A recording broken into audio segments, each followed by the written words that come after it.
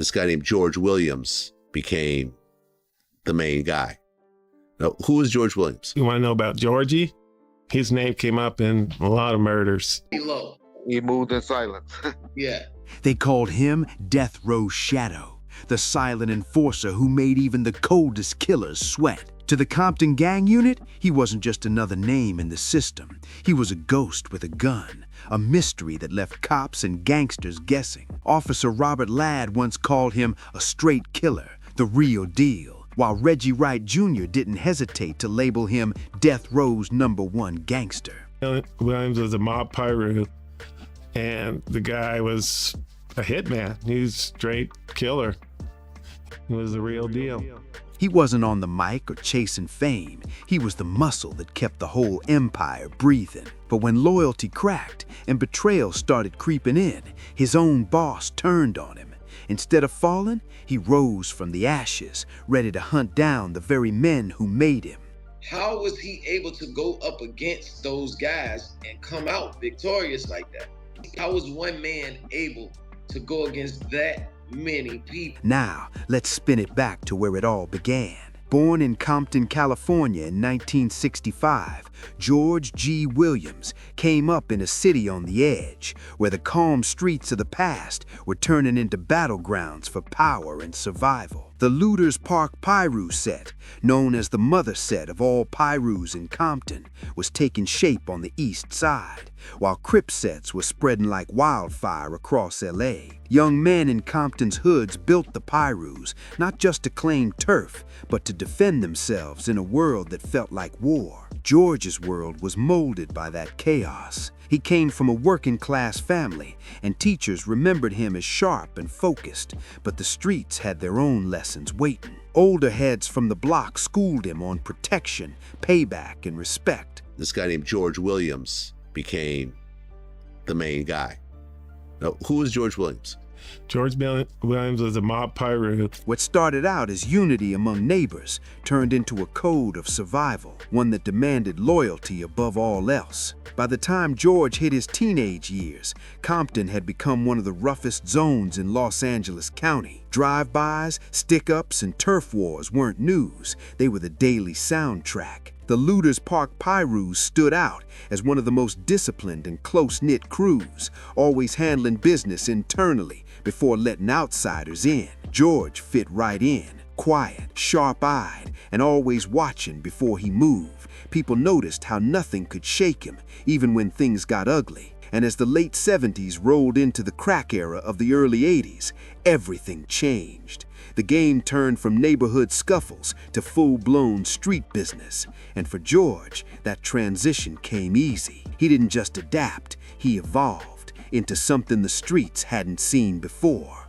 The Pyru name was starting to carry serious weight, and George was one of the few whose moves gave it that power. He wasn't the type to show off or talk loud. His strength came from being calculated and cold under pressure. Inside the Looters Park set, that quiet discipline made him stand apart, while others were chasing clout and attention. In the middle of chaos, George didn't need noise to prove himself. He earned his name through control and precision. When a situation got messy, people knew who to call. He handled business fast, clean, and without drama. By the mid to late 80s, George had built a reputation that spoke for itself. He was the enforcer, the man trusted to keep order when things could easily spin out of control. His work wasn't about emotion, it was about discipline, timing, and results. Around that same time, another Compton figure was on the rise, Suge Knight. Suge grew up not far from Looters Park territory and knew firsthand what kind of influence those men held in the streets. By the early 90s, the lines between the block and the music world started to blur. The sound of the streets was about to take over the charts. When Death Row Records began to rise, Suge surrounded himself with the same energy that raised him, people he could trust, men who moved with strength and loyalty. He wanted more than fame. He wanted presence, protection, and real street credibility. We brung a lot to Suge that a lot of people don't know. We gave Suge what he is. And with that, a lot of people in the industry was so afraid of shit. And when it came to finding the right man to stand beside him, George Williams' name was already echoing through Compton. He was the perfect fit. George wasn't just another name from the set. He was the name both the streets and the cops knew to move carefully around. Before he ever touched the music game, his reputation was already locked in.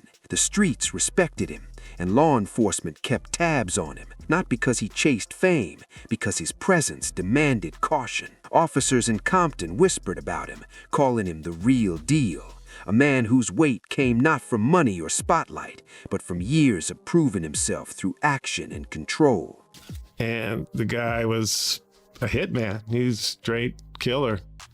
He was the real deal. By the time Suge Knight came knocking in 1993, George didn't need to prove a thing. He had already lived through everything that molded him. The alliances, the beefs, the endless cycle of revenge, all of it built the kind of discipline and instinct that no one could fake. What began as street survival in Compton's toughest corners was about to turn into a position inside one of the most feared and powerful empires the music world had ever seen. For George G. Williams, Death Row Records wasn't just a label. It was the ultimate battlefield, where his reputation hit its peak, and where loyalty would soon become the most dangerous lesson of his life. By the early 90s, Compton had shaped George into a man who mastered two rules: power and silence.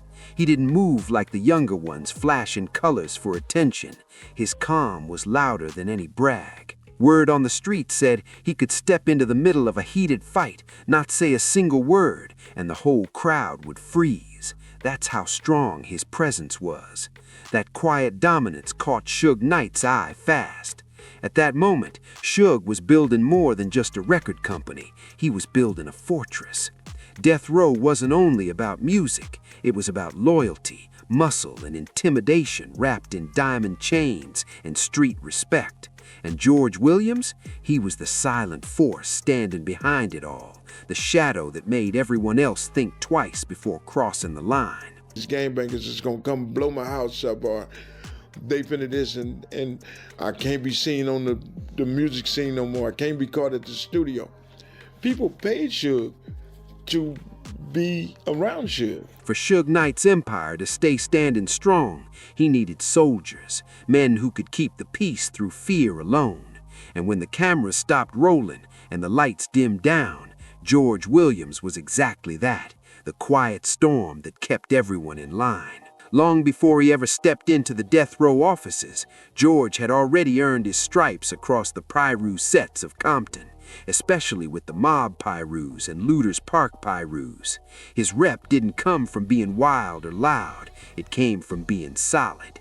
If George said he was going to handle something, it was handled. No questions, no noise, just results. In a world where a man's word was everything, that reliability made him priceless. When Suge began blending street politics with the million-dollar rap game, men like George became the backbone of it all. He wasn't brought in to play security guard. He was brought in for control. Reggie Wright Jr., who later ran Death Row's internal security, once said George was the one guy you didn't have to tell twice. That line alone told you everything about how he moved. People who were around the label said George became Suge's shadow, always nearby, barely speaking, but never out of reach. You'd feel him before you saw him. Behind all the glitz and fame, Death Row's power wasn't just about platinum records. It ran on fear, discipline, and loyalty. The image was part illusion, part intimidation, and George helped keep that balance from collapsing. Whenever tensions exploded, whether it was between artists, rival crews, or even business partners, George was the one who restored order. And he didn't need to say a word to do it. Just his presence could silence a whole room.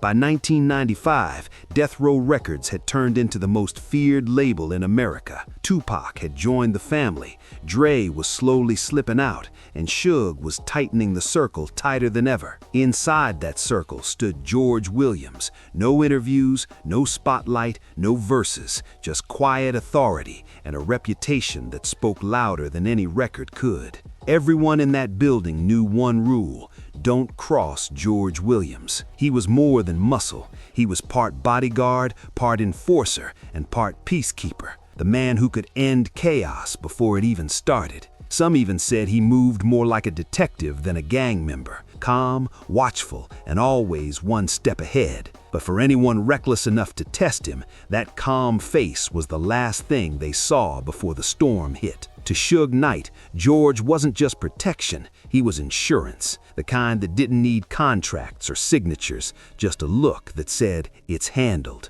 But in a world built on fear and loyalty, balance never lasts forever. It only takes one move, one order, for the shadow to realize he's being played. By then, tension inside death row wasn't about fame or cash anymore. It was pure survival. The same power structure that George once protected was now eating itself from the inside. Whispers were spreading, and soon his own name was being mentioned in ways he couldn't ignore. By 1996, the cracks in death row's empire were impossible to hide. What once looked unstoppable was starting to crumble under its own weight. The label's violent image had pulled too much heat. The LAPD and federal agents were watching every move. And while the spotlight grew, so did suspicion behind the scenes. Money started vanishing. Trust began to rot. The same brothers who once shared loyalty began guarding their backs. Inside that chaos, Suge Knight's circle got smaller, tighter, and more paranoid than ever. And George Williams, once the most trusted man in the room, suddenly found himself standing on the wrong side of that trust. According to insiders, Suge's paranoia reached its breaking point after the Vegas shooting that took Tupac Shakur's life. From that moment, no one inside death row felt safe, not even the man they used to call death row's shadow. Law enforcement was closing in, and death row's power structure was starting to crack under pressure. Investigators had their eyes on every major player, and George Williams, once part of Suge Knight's trusted enforcement team, suddenly found himself under a cloud of suspicion.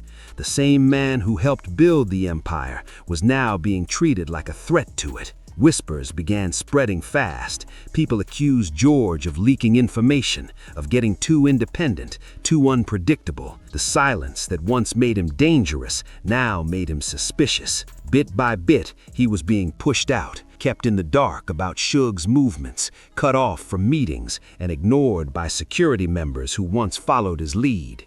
Reggie Wright Jr., who still had ties to death row operations, later confirmed that Suge had grown paranoid, convinced someone close was feeding law enforcement from the inside. Within weeks, George's name started popping up in conversations he wasn't meant to hear. The streets talk, and what George heard made his blood run cold. The first real sign of betrayal came one night when he was summoned to a meeting in Compton. Late hours, multiple cars, unfamiliar faces. The whole setup felt wrong. That street instinct, the one that had kept him alive all those years, kicked in fast. He scanned the scene, caught the tension in the air, and backed out before anyone could make a move. Within hours, word spread through the city. George Williams had been marked for elimination. For those who knew him, that was the turning point, the exact moment George's loyalty to Suge Knight ended. The same man who once took bullets for death row finally realized the truth. The empire he helped protect could turn on him without a second thought. Not long after that, law enforcement records showed George disappeared from the public eye completely. No more death row events, no more familiar faces. He went off the grid. He stopped answering calls, vanished from the usual spots, and quietly began gathering information on the people who had betrayed him.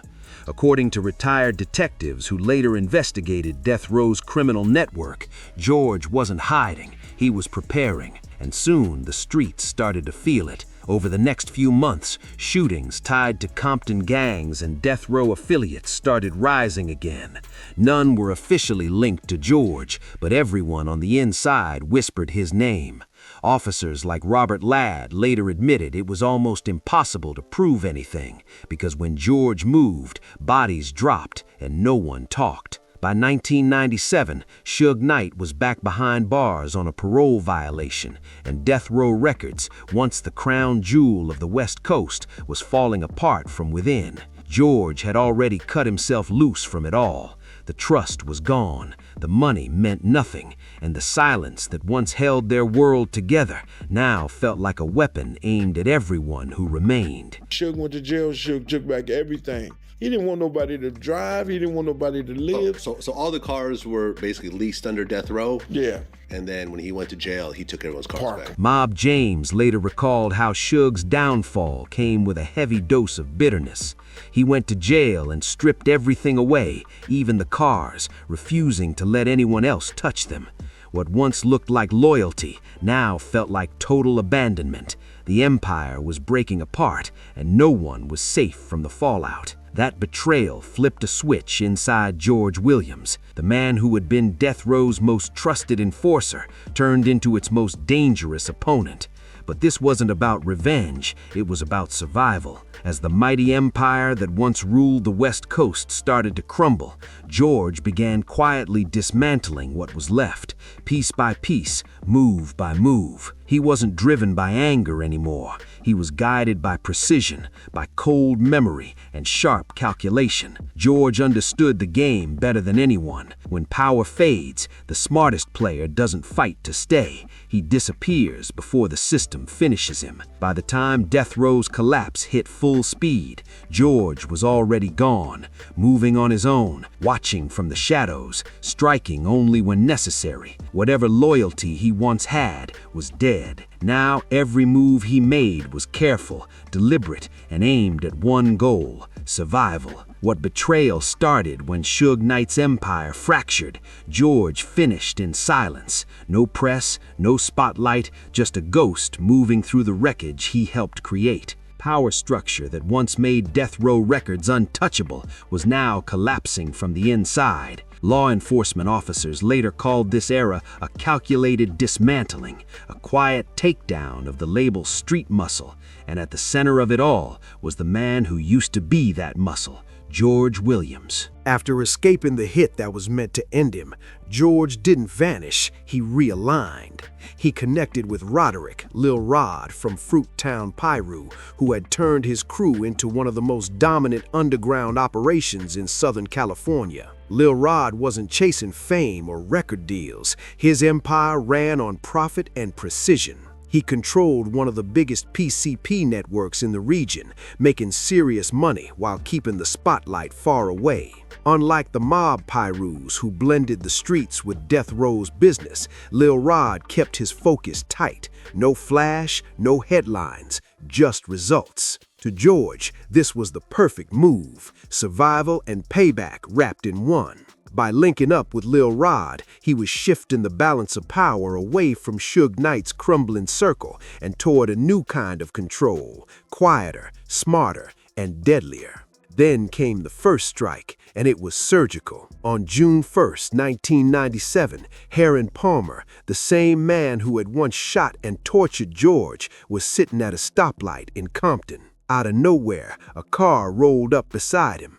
Two figures stepped out, calm and focused, and opened fire with automatic rifles. 27 rounds ripped through the car, not a single miss. Heron Palmer was gone instantly. Detectives at the scene could tell right away this wasn't random. It was planned down to the minute. The shooters knew Palmer's exact route, his timing, and where he'd be most vulnerable. There were no mistakes, no warnings, just cold execution. It didn't take long for the whispers to start. People in Compton began saying George Williams had orchestrated the hit himself, that he'd called the play and made sure justice was served his own way. One rumor hit even harder, that one of the shooters was his girlfriend, disguised as a man during the operation. Law enforcement would later admit what everyone in the streets already knew. Nobody had ever touched anyone from Suge Knight's inner circle before that moment.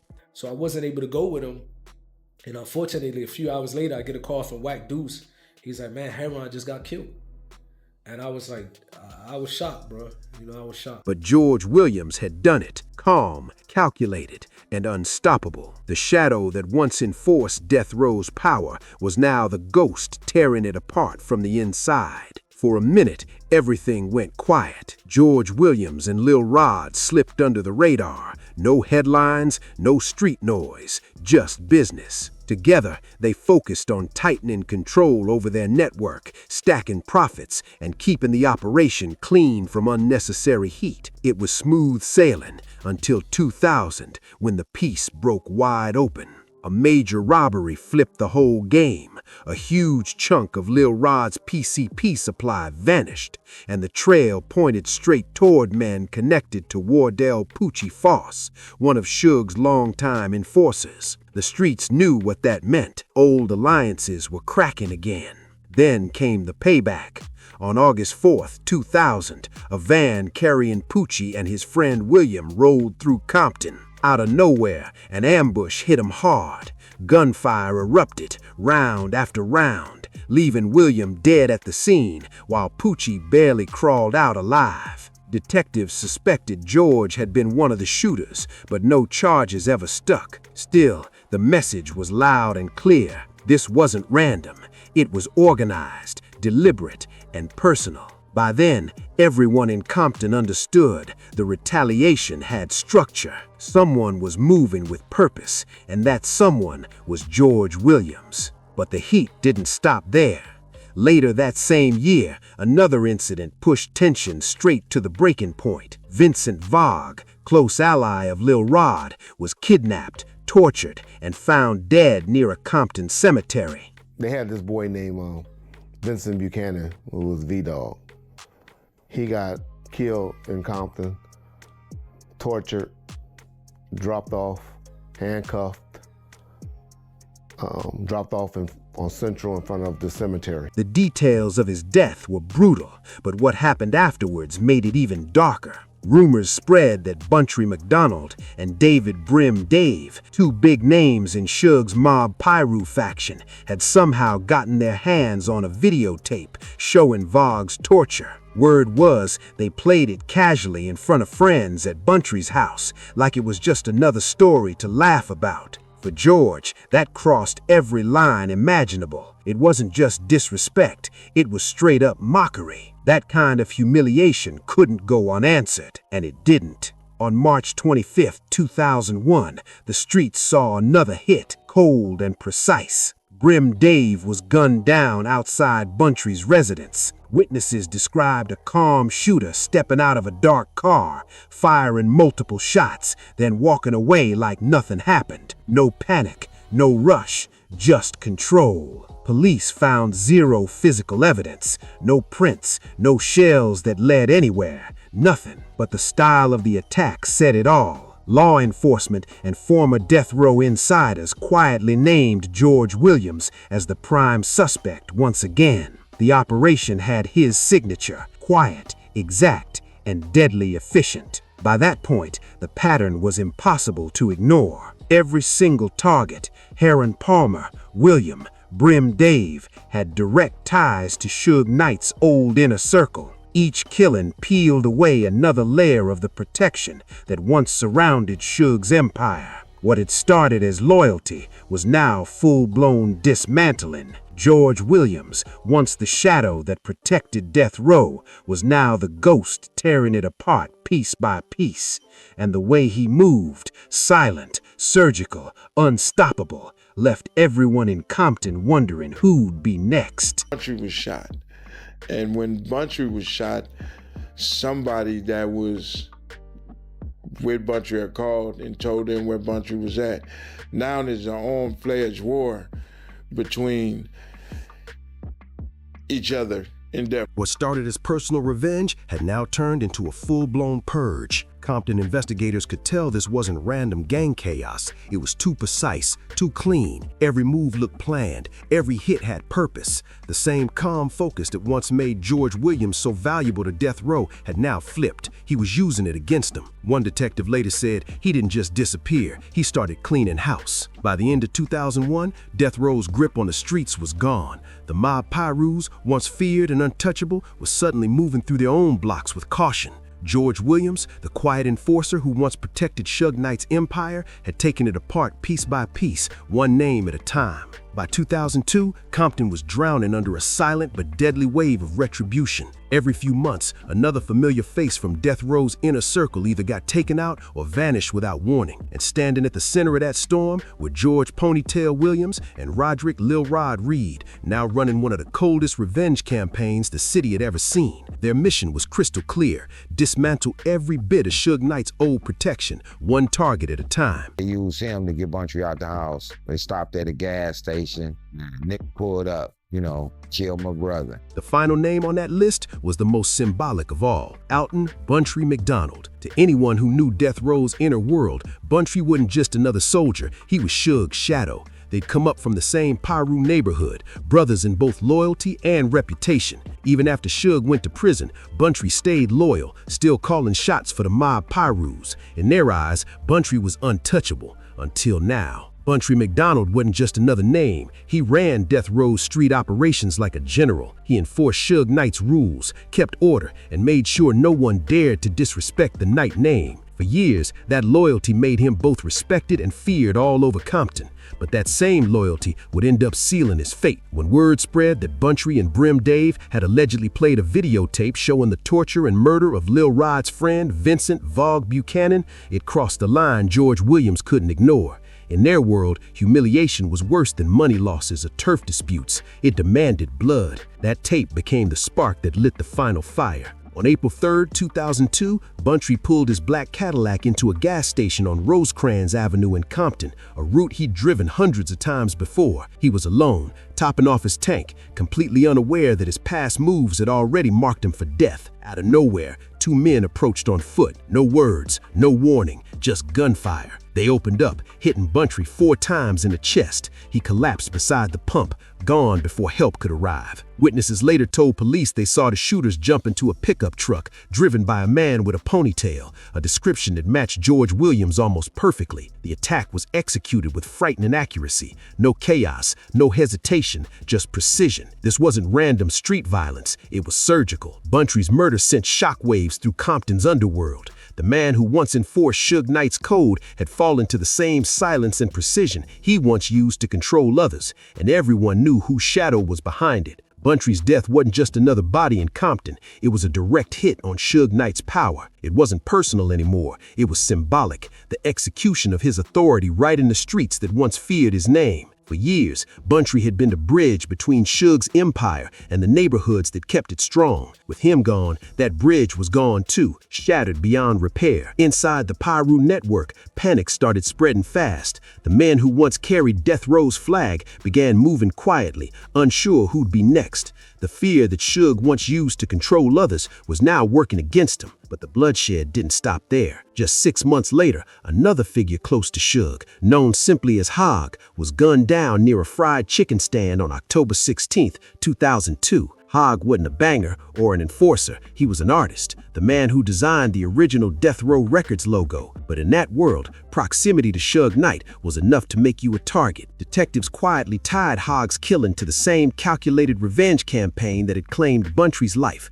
The message was clear: no one from Suge's circle was off limits anymore. Then came the final blow, the one that ended it all. On July 24, 2003, Wardell Poochie Faust, one of the last men still loyal to Suge, was ambushed while riding his motorcycle through Compton. 10 bullets hit him in the back. There was no chance to run, no way out. Poochie had survived an earlier assassination attempt 3 years before, but this time, his luck ran out for good. Law enforcement later pieced the story together. They believed George Williams and Roderick Lil Rod Reed had orchestrated the hit, continuing their mission to erase the last of Suge's inner circle. One by one, every soldier, every enforcer, every name that once kept Death Row feared had been wiped out. By the end of 2003, the once mighty Death Row street machine had completely collapsed. Nearly every major player tied to Suge's Piru protection crew was either dead, locked away, or gone underground. What started as a personal vendetta had turned into a full-blown dismantling of one of Los Angeles' most notorious street alliances. Mob James summed it up best when he later said Suge started recruiting lil homies. The old power structure was gone, and all that was left were younger, untested faces trying to fill impossible shoes. As for George Ponytail Williams, he vanished. Some said he fled California entirely, disappearing into another state. Others whispered that he never left Compton at all, that he was still out there, moving in silence, unseen but always felt. One thing was undeniable: the shadow that once stood guard over death row had turned on it completely, leaving behind nothing but ghosts and whispers.